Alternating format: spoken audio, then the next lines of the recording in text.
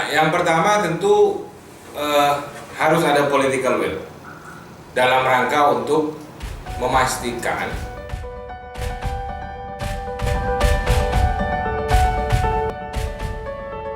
korupsi itu bukan diletakkan hanya pada konteks slogan. Ya.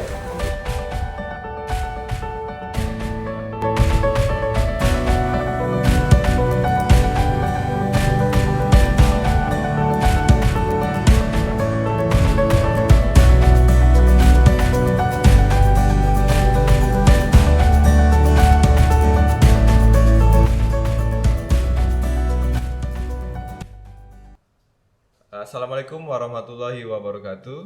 Selamat sore Sobat Cikal Hari. Kembali lagi podcast kita sore hari ini, ruang diskusi dan berbagi untuk para penggerak. Kali ini kita kedatangan tamu dari teman-teman dari Fitra Riau.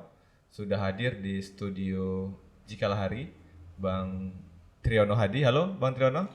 Halo Selamat datang Bang. Bang Aldus, terima kasih telah diundang nih. Iya, sudah ngopi tadi ya? Ini ngopi. Iya, kita sore hari ini diskusi santai terkait cerita bagaimana Fitra Riau melakukan advokasi untuk anggaran terutama fokus di lingkungan hidup di Riau. Sebelum kita jauh, mungkin bisa perkenalan dulu nih Bang Triyono, nama dan lembaganya, sejarah singkatnya seperti apa nih Fitra Riau. Silakan Bang Triyono. Ya, terima kasih Aldo. Tentu terima kasih ke Jigalari ya udah diundang untuk bercerita-cerita ya, di Bual-bual santai. buah-buah santai.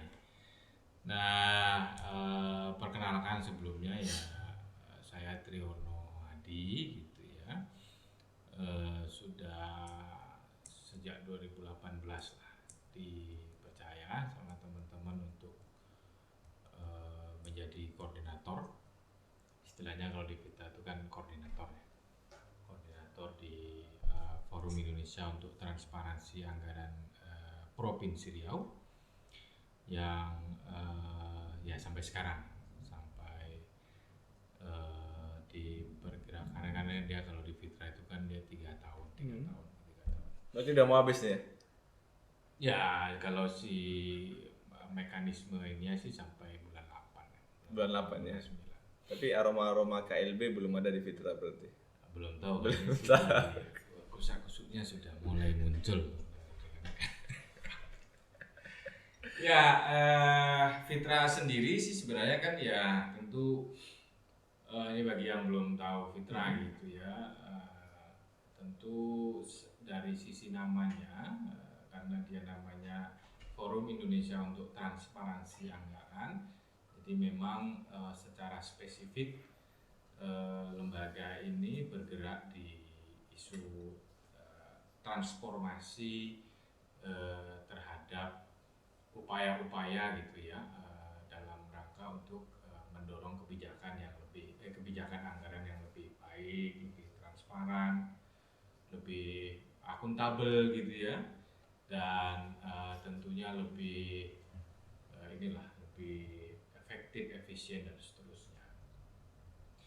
Nah, Fitra sendiri itu telah ada gitu ya, karena memang kita mengalami kesulitan untuk menemukan dokumen-dokumen lama. Tapi secara beberapa kita ngobrol dengan para pendirinya dulu, itu Fitra itu mulai ada sejak antara 2003-2004 lah. Jadi memang ketika hangat-hangatnya isu reformasi dan kemudian secara nasional membentuk Fitra di nasional gitu ya, kalau di Fitra itu disebut Sekretariat Nasional gitu ya, Seknas gitu. Seknas gitu ya. Kemudian di daerah-daerah akhirnya menjadi simpul jaringan. Di Riau sendiri tahun berapa? Di Riau itu ya sekitar tahun 2003, 2004. Nah, ya didirikan oleh ini dulu kan menjadi lembaga payung awalnya itu kan Riau Mandiri ya. Ada namanya Rio Mandiri yang juga jadi anggota Anggota Cikalari, lalu kemudian membentuk Fitra gitu ya, sebagai badan pekerja, tapi lembaga besarnya dari Rio Mandiri. Itu. Nah, termasuk salah satunya ya Pak Ribut Susanto, kemudian ada Pak Pariasin, dan beberapa yang lain ya, saya juga lupa, ada sih catatannya. Ya. Ada panjang sekali berarti kalau catatan itu, makanya sampai lupa. Nah, lalu kemudian di 2000, mulai tahun 2012 awal lah ya, akhir 2011, kemudian diprakarsai termasuk oleh Usman gitu ya, saya, terus ada satu lagi tim gitu ya yang udah nggak lagi di Fitra. Siapa itu? Ada namanya Faisal dulu namanya, 2011 lah. Itu kita akhirnya menjadikan Fitra itu sebagai lembaga sendiri, istilahnya tidak lagi lepas dari Rio Mandiri. Kita badan hukumkan gitu ya, kemudian kita notariskan, lalu kita daftarkan ke Kemenkumham itu mulai tahun 2012.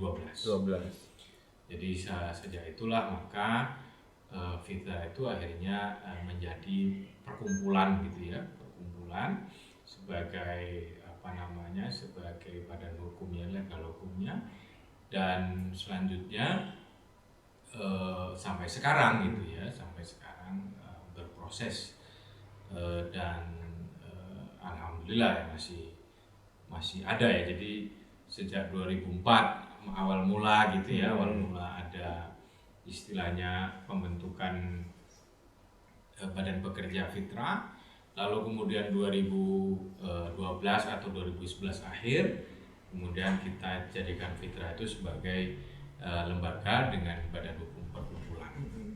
Apa yang disoroti di awal oleh Fitra di Riau, kegiatan-kegiatan pada awal itu? Core isunya tadi itu ya, bahwa Fitra itu kan lebih fokus pada isu anggaran negara. Tentu karena dia di Riau, tentu lebih ke aspek anggaran daerah, termasuk pelayanan publik gitu ya, dan juga agenda dalam rangka untuk mendorong atau mendukung upaya-upaya pencegahan korupsi gitu ya, di Riau di aspek keuangan negara. Nah, itu yang sejak dulu sampai sekarang itu masih menjadi concernnya Fitra. Nah, tentu sebelumnya juga banyak ya, karena dulu awalnya adalah transformasi dari Orde Baru ke reformasi.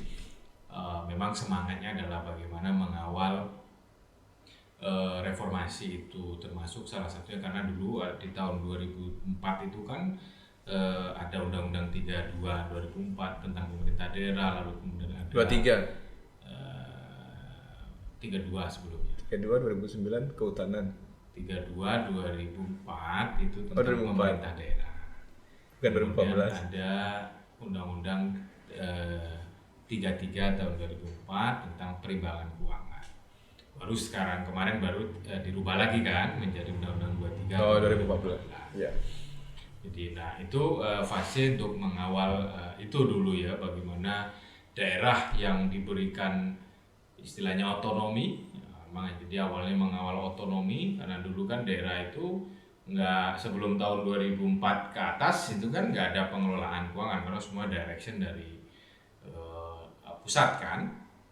Nah, saat itu maka mulai ada istilahnya pengelolaan keuangan di daerah, daerah bisa mencari pendapatan daerah sendiri dan seterusnya, dan itulah dulu yang menjadi fokus dalam upaya bagaimana mengawal kebijakan-kebijakan baru dalam hubungan keuangan pusat dan daerah pada saat itu. Ada itu kan kalau kita searching ini di Google gitu, di sosial media, Fitra kan juga mulai masuk ke isu lingkungan nih, Bang Triono. Ya. Ini bisa ceritakan ide awalnya ini seperti apa ini, dari yang bicara korupsi, anggaran, demokrasi, memperluas sayap gitu Ya. hingga ke mengapa perlunya ini anggaran yang berbasis lingkungan ini? Ya, jadi memang setelah 2012 itu karena kan sebenarnya aspek kebijakan anggaran itu banyak sekali ya, Iya. apa namanya, fokus-fokusnya ya, sektor-sektornya. Nah, memang misalnya dulu concernnya pada pelayanan dasar publik, misalnya anggaran kesehatan harus 20%, anggaran kesehatan harus 10%, anggaran pendidikan harus 20%, misalnya infrastruktur dan lain sebagainya. Nah, memang ada satu hal yang justru memang itu tidak menjadi isu di semua daerah. Tapi untuk konteks Riau ada satu hal yang memang juga harus menjadi perhatian pada aspek climate budgeting gitu ya, anggaran untuk perubahan iklim. Yang dari dulu misalnya awal-awal nih ketika kita mulai masuk pada isu kebijakan anggaran lingkungan itu kan Riau dulu kebakaran hutannya nggak selesai gitu ya. Sampai sekarang itu Ya, informasinya masih sekarang. kebakaran. Nah, kemudian kita melihat gitu ya, sejauh mana sih kemudian pemerintah menyediakan waktu itu anggaran yang digunakan untuk penyelamatan atau pengendalian kebakaran. Nah, ternyata tidak signifikan gitu ya. Artinya sesuatu yang menjadi masalah yang mesti harus diselesaikan gitu ya dengan pendekatan program kebijakan dan anggaran pemerintah. Tapi ternyata ketika kita melihat pada aspek penganggarannya di daerah itu tidak mencerminkan anggaran sebuah kebijakan program yang memiliki masalah besar khususnya pada konteks secara tidak langsung tidak mendukung agenda jadi kan pencegahan gitu. Benar. Jadi bahkan dulu awal-awal kita melihat Riau ini yang isu lingkungan hidupnya besar, masalahnya banyak begitu ya. Mulai dari tadi itu kebakaran, kemudian ada konflik, kemudian ada banjir dan dalam konflik penyelamatan hutan juga dan seterusnya itu enggak dulu ya kita melihat itu tidak menjadi mainstream di dalam kebijakan program dan anggaran. Jadi meskipun isu kehutanan itu sampai sekarang tetap dalam struktur kewenangan gitu ya atau urusan di dalam pemerintah itu tetap menjadi urusan pilihan gitu ya. Tapi bukan berarti bahwa urusan pilihan itu di Riau itu adalah urusan yang tidak penting. Nah, sejauh ini kita melihat kan dia masuk ke dalam kategori urusan pilihan sehingga mekanisme penganggarannya, orientasi programnya itu juga pilihan. Artinya ini nggak prioritas loh, pilihan. Padahal pilihan itu artinya adalah tidak semua daerah itu memiliki urusan itu karena misalnya kayak Jakarta kan nggak ada urusan kehutanan, daerah-daerah perkotaan kan nggak ada misalnya. Nah tentu di Riau itu dia menjadi urusan pilihan, tapi sebenarnya dia menjadi urusan yang sangat prioritas untuk diselesaikan. Tapi para pembuat kebijakan tidak melihat itu. Tidak melihat itu sebagai hal yang prioritas. Makanya dulu kita memunculkanlah namanya kampanye-kampanye tentang nggak selesai itu misalnya tidak akan selesai penyelesaian atau pengendalian kebakaran jika tidak diintegrasikan dalam kebijakan program dan anggarannya di pemerintah. Oleh karena itu ya akhirnya yang kita lakukan itu waktu itu mendapatkan kayak semacam dukungan lah ya dari teman-teman yang memang sejak lama di Riau ini bekerja pada aspek isu lingkungan. Sehingga kita juga masuk lagi pada yang lebih dalam studi-studi tentang misalnya bagaimana kontribusi dari sektor SDA misalnya seperti ya sebelum ke situ Mas Adi. Saya mau ini kalau dari analisis Fitra ini kan tadi dilihat tidak didukung dari sektor anggaran terkait salah satunya karhutla yang sering terjadi di Riau. Ya. Kalau dari 2015 mungkin ya, ada nggak analisis Fitra terkait anggaran itu tadi? Apakah semakin setiap tahun itu anggaran semakin besar, apakah anggaran itu mempengaruhi karhutla? Misal anggarannya gede, karhutlanya juga gede gitu, Ya. atau anggarannya kecil tapi tidak terjadi karhutla. Gimana nih pandangan Fitra mengenai itu? Ya, tentu itu tidak bisa menjadi istilahnya satu-satunya faktor. Iya. Karena anggaran itu tetap menjadi instrumen. Bagaimana orang bisa melakukan pengendalian kalau misalnya tidak tersedia sumber daya. Iya. Sumber daya itu kan ada manusianya, ada uangnya, dan seterusnya. Nah, yang menjadi kelemahan pada saat itu adalah dan keluhan juga misalnya bagaimana kita ingin melakukan upaya-upaya yang tepat, cepat gitu ya, ketika misalnya sumber anggarannya itu tidak tersedia. Termasuk misalnya waktu itu adalah isunya di kampung-kampung misalnya.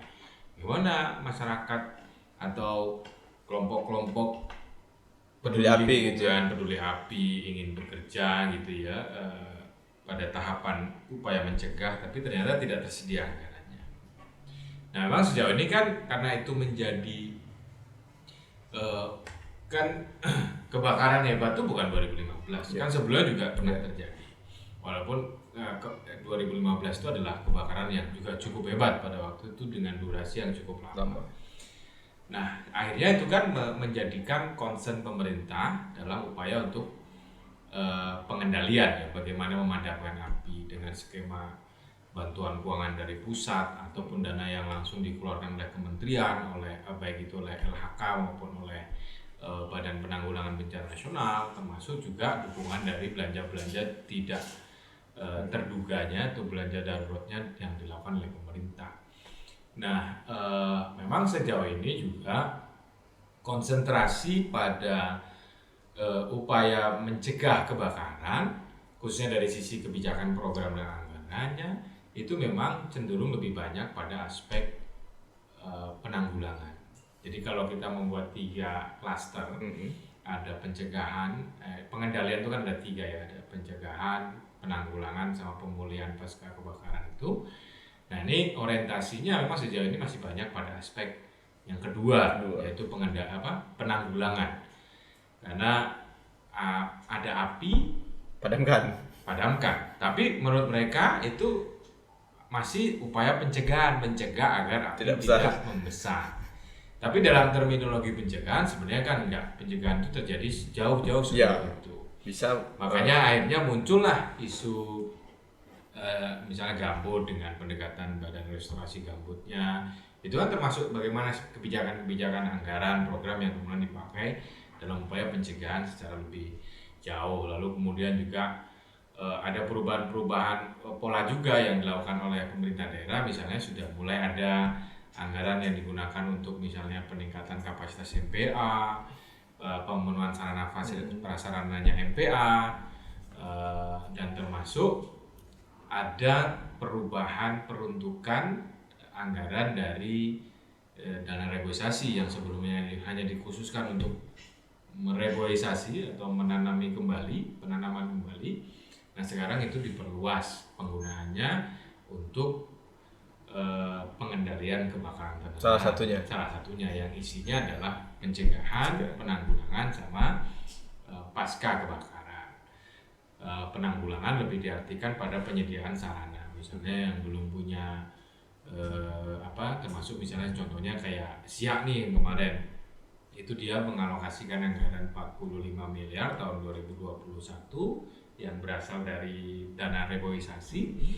Itu mereka gunakan memang 60% itu dipakai untuk penyediaan sarana prasarana yang belum dimiliki, termasuk baik itu yang akan nanti diberikan kepada kampung dikelola oleh MPA maupun yang ini sarana pemadamannya atau sarana pemadaman, lebih ke kayak semacam alat-alat gitu-gitu ya, mesin robin gitu ya, pakaian misalnya, termasuk membangun apa yang menara pantau api begitu.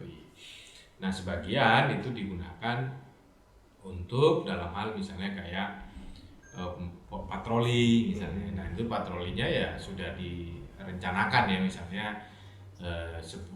ketika ada situasi tertentu, misalnya udah nggak terjadi panas beberapa hari, nggak terjadi hujan beberapa hari, maka itu kemudian Patroli ada gitu tim-tim ya. yang kemudian melakukan monitoring. Termasuk kayaknya ada juga yang digunakan untuk membeli kayak semacam alat Drone gitu. Drone. Oh, gitu. bisa juga ya? Bisa, termasuk itu salah satunya ya. Tapi itu memang karena namanya dana reboisasi, itu asetnya adalah aset pemerintah daerah. Dan itu misalnya dikelola oleh kampung misalnya. Itu. Nah, tidak hanya itu ya, jadi bergeser juga ada desa-desa yang rawan kebakaran, itu juga akhirnya sekarang sudah mulai istilahnya konsentrasi di sana, baik itu atas dasar instruksi bupatinya, instruksi kementerian, maupun atas inisiatif Sudah mulai muncul desa. ya Jadi inisiatif sudah mulai sendiri gitu. sudah mulai muncul karena juga desa itu punya sumber daya yang cukup besar. Nah sehingga maksudnya besar itu secara akumulasi, tapi kalau di desa kan dia kecil juga ya. Tapi dia sudah ada yang mengalokasikan misalnya untuk MPA, atau mereka bungkus dengan dimasukkan dalam anggaran lingkungan hidup misalnya, kan ada bidang lingkungan hidup dan kehutanan di level desa. Nah itu sekarang sudah mulai ya. Bukan hanya di Siak saja, tetapi di beberapa daerah juga sudah ada. Misalnya ada yang di Riau misalnya, daerah mana saja misalnya nih di sudah diintervensi Siak, oleh Siak Fitra? itu termasuk misalnya di dalam peraturan bupati tentang penggunaan dana desa itu mereka masukkan agar desa-desa itu menyediakan anggaran untuk di sana disebutkan adalah anggaran untuk ini ya, ketahanan bencana. Itu misalnya 20 juta, 25 juta. Begitu juga ada di Pelalawan ya. Oh, Pelalawan juga sudah ada. Itu lebih spesifik di MPA-nya. Jadi ada juga dimasukkan ke dalam peraturan bupati itu tentang penggunaan dana desa yang dari alokasi dana kampung itu atau dana desa itu misalnya bisa digunakan untuk masyarakat peduli api. Besarannya itu mulai dari 5 juta sampai ada juga yang kayak dulu ya, kayak sekarang memang dulu misalnya 2019 itu sebelum COVID ini. Sebelum COVID itu di daerah Kepulauan Meranti, Pulau Muda. Pulau Muda itu adalah desa yang paling gede waktu itu menganggarkan untuk pengendalian MPA. MPA. Hampir 45 juta apa berapa? Per tahun. Ya, yang terakhir tuh dulu update-nya 2019, terus 2020 kita belum update lagi. Ya, artinya itu mereka sudah mulai juga ya, mulai di ini. Cuman hanya di desa itu antara penganggaran dengan implementasi kadang-kadang nggak sinkron. Kenapa? Karena itu menurut mereka juga bukan agenda yang prioritas, sehingga pelaksanaannya kadang-kadang pas saat misalnya upaya yang harus dilakukan, mereka anggarannya belum tersedia karena misalnya belum ditransfer dari kabupaten atau dari pusat. Lambat gitu ya? Lambat. Kedua juga pendekatannya juga pendekatan penanggulangan. Jadi menunggu dulu. Ya, tunggu ada api dulu. Ya. Karena itu dulu juga kendalanya adalah di desa itu nggak bisa dilaporkan kalau misalnya atau tidak bisa diklaim. Malah jadi temuan ya, berbahaya ini. Jadi tidak bisa diklaim kalau misalnya belum ada kebakaran. Nanti masyarakat. Tapi sekarang sudah mulai berkembang. Nanti masyarakatnya malah iseng, kita bakar dulu nih biar cair. Iya gitu kira-kira. Tapi sekarang sudah mulai bagus, jadi mereka juga sudah menyediakan patroli untuk MPA itu. Jadi MPA itu memang diberikan anggaran untuk patroli, misalnya 1 bulan berapa kali begitu ya. Dan memang anggaran itu tidak disediakan untuk biaya honor MPA-nya, tapi lebih ke fasilitas ketika mereka melakukan aktivitas. Jadi Minyak biayanya gitu ya. biaya aktivitas misalnya satu hari dia patroli dibayar 50.000 atau 150.000. Jadi Itu bukan honor berarti ya? bukan honor, tapi ya maksudnya dia honor, tapi dia bukan yang sifatnya termnya 12 Ya, bulan. tapi ketika ada Ketika kejadian, mereka melakukan aktivitas, Ya, itu baru. maka ada biaya orangnya. Jadi kayak seperti pengganti Ya. uang saku lah misalnya ketika dia datang atau melakukan monitoring. Tapi dia tidak bisa dibayar dalam bentuk gaji 12 Ya. bulan. nanti berebut jadi MPA semua. Nah itu, jadi juga kan sulit juga ya menentukan situasi begini yang apa namanya, yang kan pekerjaan itu seringkali dilakukan ya memang lebih cenderung pada upaya pencegahan dini. Ya. Pencegahan dini itu ya ketika Ada api, musim panas padamkan. gitu ya, musim panas Patroli gitu. mereka patroli, tapi kalau musim hujan mereka tidak patroli. Tidak ada kegiatan-kegiatan pendukung lainnya, misalnya kalau gitu kita sekat kanal gitu, itu belum ada. Oh, Di level desa itu belum bisa belum mungkin. ada. Atau belum Sepertinya ada bisa. belum ada percontohan kali Bang Triana. Bisa jadi begitu, tapi ya sejauh ini itu belum dilakukan oleh kampungnya. Kita juga sering edukasi ke mereka bahwa bisa saja itu desa itu menganggarkan, membuat program, karena kan di situ ada bidang lingkungan hidup dan kehutanan. Tinggal bagaimana memastikan bahwa mekanismenya dilakukan secara prosedural, lokasi yang ditetapkan adalah lokasi yang memungkinkan desa melakukan pembangunan infrastrukturnya dan seterusnya. Ya. Kalau tidak, memang itu akan tetap juga akan menjadi temuan gitu ya. Misalnya ketika dia bangun di kanal yang itu sangat tidak mungkin gitu dilakukan oleh kamu.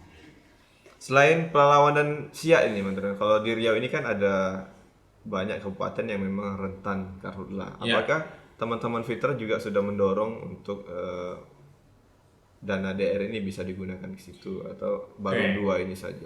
Kalau DR sih sebenarnya kita sejak 2017. Jadi karena DR itu berubah kebijakannya itu dimulai dari ketika diimplementasikan Undang-Undang 32/2014. Ketika ada Undang-Undang Pemerintah Daerah. Ya. Kan dulu kan kabupaten masih ada Dinas. urusan kehutanan. Ya. Nah, sekarang kan enggak. Kewenangannya udah ditarik ke provinsi. Tapi sementara yang dilakukan sejak tahun 2006 sampai tahun 2016, 10 tahun, dana DR yang ditransfer ke daerah kabupaten itu nggak dipakai. numpuk berarti. Jadi ternyata setelah Hitung. hitung oleh kementerian misalnya kayak di Siak masih ada 112 miliar, di Pelalawan ada sekitar 100 lebih lah. Yang paling gede sih Siak sama Pelalawan. Jadi kalau kita beli kerupuk udah banyak sekali berarti.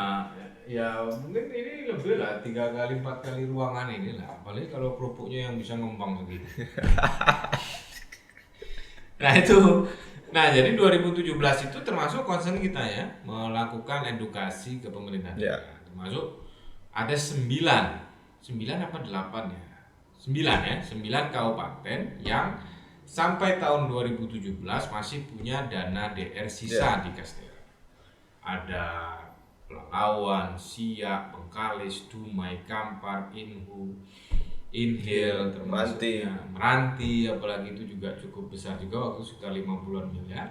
Nah itu kita mendorong waktu itu ya dengan edukasi pendekatannya. Yang kedua, kita juga memfasilitasi 9 pemerintah daerah itu untuk membuat rancangan waktu itu 2018. Rancangan apa ini? Penggunaan. Oh, rancangan penggunaannya. Termasuk, tapi yang intens itu ada di 3, Meranti, Inhu, Pelalawan, Siak waktu itu. 4 itu berarti. 4 ya, 4. Nah sisanya memang tidak intens ya. Kalau Inhu itu memang kita datangi, kita asistensi, bahkan kita misalnya memfasilitasi untuk mendatangkan orang dari Kementerian Keuangan sama atau di Birucannya di. Tapi akhirnya juga belum jadi yang di Indo. Nah, sebagian mereka dilaksanakan ya, karena kita waktu itu skala prioritasnya adalah daerah yang paling gede. Yang lain kan ada yang 10 miliar, ada yang 20 miliar. Kalau yang gede itu kan di Siak itu hampir 111 miliar, di Meranti 50-an, di Ibu itu ada sekitar 50-an juga. Ada banyak sekali ya setiap daerah. Banyak sisanya ya. Ya, yang Bang sekarang. Triyono, kalau kita lihat ini kan Fitra ini kan bermain di anggaran ini. Yang mana anggaran ini kan sensitif sekali ketika teman-teman publikasi ini tidak tepat ini. Ya. Ini apa tantangannya nih, Bang Triyono, ketika melakukan riset dan menemukan sesuatu yang sangat Ya. berbeda, misal anggaran hanya untuk beli baju dinas atau beli gorden gitu yang sangat luar biasa. Ini bagaimana nih tantangannya seperti apa ketika melakukan riset sampai publikasi itu? Ya, Fitra memang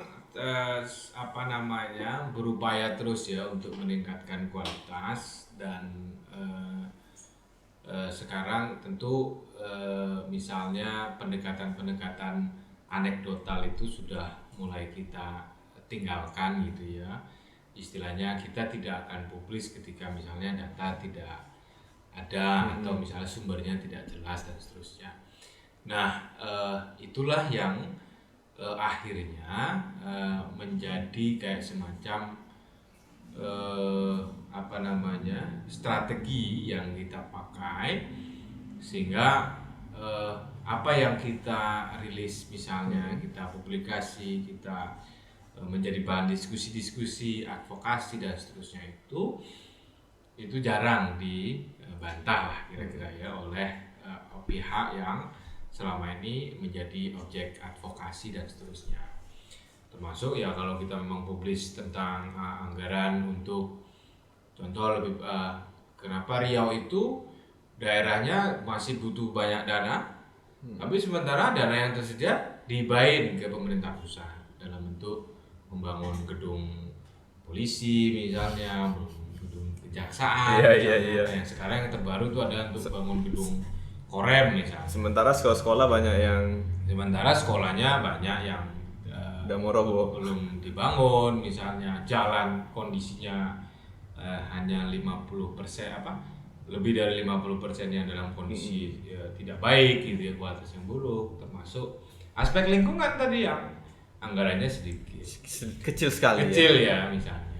Nah, bayangin aja kan untuk bangun yang mestinya itu menjadi tanggung jawab pemerintah pusat itu dilakukan. Termasuk juga di daerah itu misalnya pada aspek anggaran itu ya kita masih menemukan banyak pemborosan misalnya ya, nggak efektif, programnya kemana tapi kegiatannya apa dan seterusnya itu.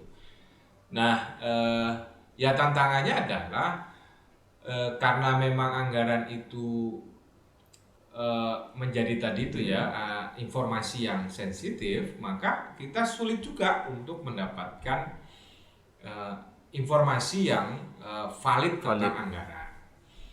Nah, itu yang pertama. Makanya memang kita tetap menggunakan pendekatan itu tadi open government sebagai mekanisme ya, bagaimana daerah itu kita dampingi itu. Bahkan kita ada 6 termasuk provinsi ya, 6 itu kita mendampingi untuk agar mereka meningkatkan sistem layanan informasi, termasuk informasi anggaran di Siak, di Palawan, Bengkalis, Meranti, sama Ibu juga yang juga kita konsen untuk mendampingi. Nah, itu sebenarnya channelnya ya, bagaimana cara agar kita mendorong mereka untuk memahami soal keterbukaan, lalu apakah informasi anggaran itu terbuka atau tertutup, termasuk informasi-informasi yang lain yang juga kaitannya dengan isu lingkungan, misalnya dokumen perizinan dan seterusnya. Itu menjadi tantangan ya kita untuk mendapatkan data valid itu. Yang kedua tentu tantangannya adalah karena ini sifatnya misalnya kita mempublikasi sesuatu yang dibuat oleh pemerintah, lalu kemudian cenderung mempermalukan misalnya, contoh kayak anggota DPR jalan-jalan ke luar negeri misalnya. Di tengah COVID lagi. Minta-minta untuk mau ke Eropa. Nah, itu kan ya kita karena dapat dokumennya akhirnya itu menjadi suatu hal yang memang harus kita publikasikan sebagai bentuk edukasi sebenarnya, bukan hanya mempermalukan. Nah, sedikitnya juga ada niat mempermalukan lah bahwa situasi. Memang ada niat ya mempermalukan. Ya kita mempermalukan. Jadi advokasi yang paling sederhana itu kan mempermalukan orang. Jadi, Tapi kan di satu sisi kan hanya menampilkan fakta. ya fakta. Tinggal publik yang menilai apakah Benar, ini benar. bagus atau layak sebagai anggota DPR melakukan hal ini. Gitu. Betul. Itu sebenarnya yang salah satu pendekatan advokasi kan gitu, kita membuatkan data begini. Ini loh situasinya di Riau itu, Iya. bahwa ada alokasi anggaran yang digunakan untuk ke sana. Nah, ya itu ya, kalau Itu ya. tantangan-tantangan dalam bentuk misalnya teror misalnya ya, tantangan dalam bentuk ada event misalnya ada perlawanan lah, itu sejauh ini kita juga belum ya, karena memang kita advokasinya soft juga ya, nggak keras gitu ya. Kalau misalnya ada konteks laporan, kita nggak pernah publis juga ya, jadi diam aja kalau Karena di laporan. bumi Melayu ini kan pada segan semua kan, jadi makanya masih aman advokasinya sampai saat ini. Ya. Kita udah hampir 2 jam ini, Mas Rio. Loh, Nggak serius? terasa. Iya. Jadi mungkin di akhir sesi ini kita minta Riau kan juga masih zona merah korupsi sampai saat ini. Oke. Dari sisi anggaran yang paling banyak juga di ASN juga Ya. kepala daerah juga korupsi gitu ya. Terakhir nih sekaligus penutup, apa nih harapan teman-teman Fitra Riau untuk bagaimana nih Riau bisa keluar dari zona merah zona merah korupsi. ke kuning atau hijau gitu ya. Ya. Silakan. Ya, yang pertama tentu harus ada political will dalam rangka untuk memastikan, bukan memastikan ya, komitmen utama dalam implementasi penyelenggaraan pemerintah itu memang anti korupsi itu bukan diletakkan hanya pada konteks slogan, Iya. tapi memang diikuti dengan kebijakan. Provinsi dan 12 kabupaten kota masih landai. Landai itu ya dulu ada Korsub Gak. ya, pencegahan korupsi. Habis itu kan hilang aja. Hilang. Lalu kemudian apakah ada inovasi-inovasi pencegahan korupsi? Menurut saya juga belum banyak. Belum ada. Belum banyak. Belum ada mungkin tapi belum. Ya masih ini standar. Iya. Apa yang dilakukan mereka? Misalnya tentu kan itu bisa dilihat dari kebijakan apa yang dibuat oleh kepala daerah dalam rangka untuk mencegah korupsi pada pengadaan barang jasa. Misalnya nih, yang paling gede korupsi itu ada pada pengadaan barang jasa. Kita dari dulu punya satu istilahnya rumusan atau kayak semacam ini sepertinya itu ya mampu untuk mencegah korupsi di pengadaan barang jasa adalah bagaimana seluruh kontrak-kontrak pengadaan barang jasa yang dilakukan oleh pemerintah dengan pihak ketiga dibuka ke publik, gitu. Sehingga lalu diedukasi masyarakatnya dengan data-data yang tersedia itu, mereka bisa melihat apakah ini implementasi proyeknya ini sesuai dengan kondisinya apa tidak. Tapi itu nggak dilaksanakan. Tidak akan berani. Tidak berani. Sampai juga gubernur juga nggak berani Iya. tawarin begitu. Gubernur yang sekarang teh Ya, sekarang yang dulu sama aja. sama aja ya. Sama aja. Sekampung kan? Nanti disebut.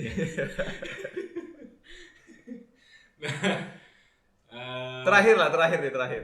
Iya. Nah, tentu pendekatannya adalah OGP itu penting. Open Government Partnership. Masyarakat itu akan bisa berpartisipasi dalam monitoring, dalam kolaborasi pencegahan korupsi ya misalnya. Itu ketika ada dua. Jadi ketika keterbukaan itu secara teorinya itu akan mendongkrak partisipasi. Tanpa keterbukaan partisipasi itu tidak akan terbuka, tidak akan bisa terdongkrak secara baik. Kenapa? Karena bagaimana Aldo ingin berpartisipasi memonitoring izin-izin, tapi sementara dokumennya tidak dibuka. Dibuka syaratnya macam-macam, Tapi petanya nggak dikasih. petanya nggak dikasih. Itu kan sama Sama aja. Oleh karena itu maka penerapan itu sangat penting. Ya, Jadi membuka informasi yang diawali oleh pemerintah, ini ya pure komitmen untuk proaktif publikasi.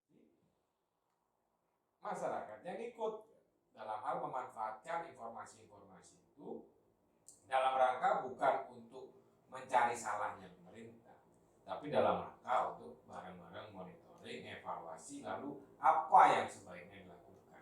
Itulah makna dari kolaborasi, partisipasi atau partnership dalam pemerintahan. Jadi ada 3 kan, ada pemerintah, swasta, sama masyarakat. Ini yang kepentingan ini harus bisa saling istilahnya dikolaborasiin. Dikolaborasiin ya dalam arti masyarakat punya hak atas informasi, masyarakat punya hak untuk melakukan monitoring dan seterusnya itu. Kalau itu dilakukan, itu juga menjadi salah satu strategi yang harus dilakukan oleh pemerintah dalam mencegah korupsi di berbagai macam lini. Salah satu hal yang kita lakukan ini, ngobrol nanti kalau di skip, misalnya kayak di pelayanan publik, masyarakat penerima BPJS atau masyarakat yang sebagai peserta BPJS ketika berobat dipalak sama orang rumah sakit, misalnya dengan berbagai alasan, nah itu karena katanya ditingkatkan obatnya, ditingkatkan fasilitasnya, kamar kosong dan seterusnya. Nah itu kita edukasi. Kemudian ada keterbukaan, pemerintah menjelaskan secara lebih jelas tentang aspek pelayanan kesehatan yang benar, ideal itu ketika dia peserta BPJS bagaimana. Lalu kan ada teredukasi publiknya. Lalu tidak hanya pada mengedukasi publik, tapi dia menyiapkan satu kanal yang bisa digunakan oleh masyarakat ketika menghadapi case yang tidak ideal tadi itu. Nah sehingga akhirnya itu dipakai oleh masyarakat untuk mengadukan, dan pengaduan dilakukan secara cepat gitu ya, dan akhirnya masyarakat menerima manfaatnya dari itu. Misalnya uang yang dipalak sama rumah sakit itu akhirnya dikembalikan Kan ke depan tidak akan terjadi. dan itu tidak terjadi lagi karena itu menjadi shock terapi ya. Jadi tidak pendekatannya tidak begitu langsung dilakukan polisi tangkap enggak, tapi memang pendekatan yang win-win solusi itu menjadi sangat penting juga untuk kita lakukan. Super sekali ya. Tidak terasa sudah di akhir sesi, 1 jam lebih kita berbincang bersama Bang Triyono Hadi dari Fitra Riau seputar anggaran dan keterbukaan informasi di Provinsi Riau. Sampai bertemu lagi di podcast kita selanjutnya, ruang diskusi dan berbagi untuk para penggerak. Saya akhiri, assalamualaikum warahmatullahi wabarakatuh.